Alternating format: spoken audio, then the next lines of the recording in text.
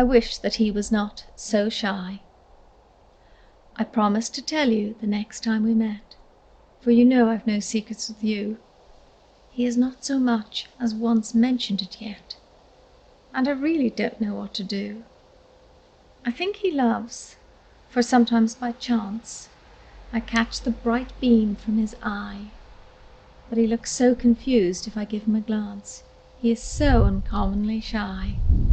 We sat by the window one evening in June, inhaling the rose-scented breeze, when Mary she joked him on marrying soon.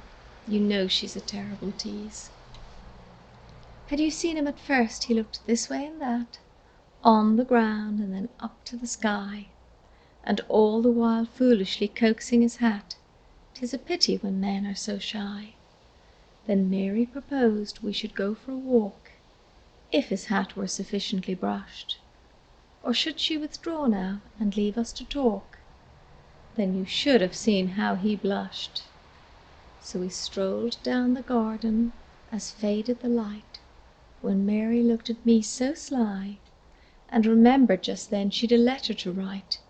Oh dear, if he was not so shy. The evening was pleasant, the air was serene, the dew fell in soft misty showers. I gave him 2 roses with pansies between, but he knew not the language of flowers. He spake of them just as a botanist would, so learned, so prosy and dry. To listen with patience was more than I could.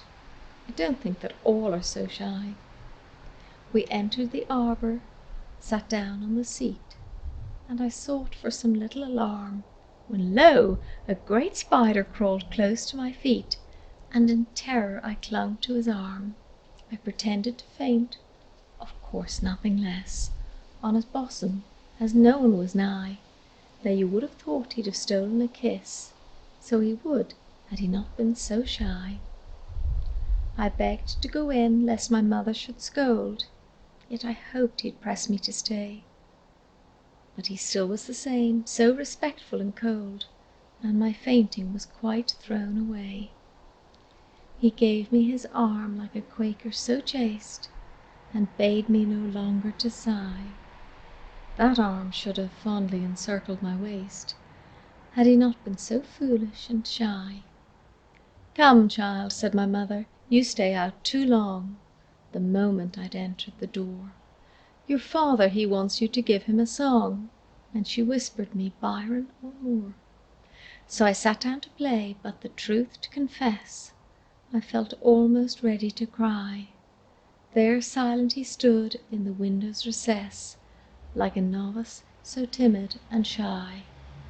But I sang still so gently o'er me stealing, and suited my voice to my theme. Then I threw all the witchery, pathos, and feeling I could into love's young dream. He thanked me in terms that were only polite, and he said he must bid me good-bye, but he pressed not my hand as he bade me good-night. I've no patience with men that are shy.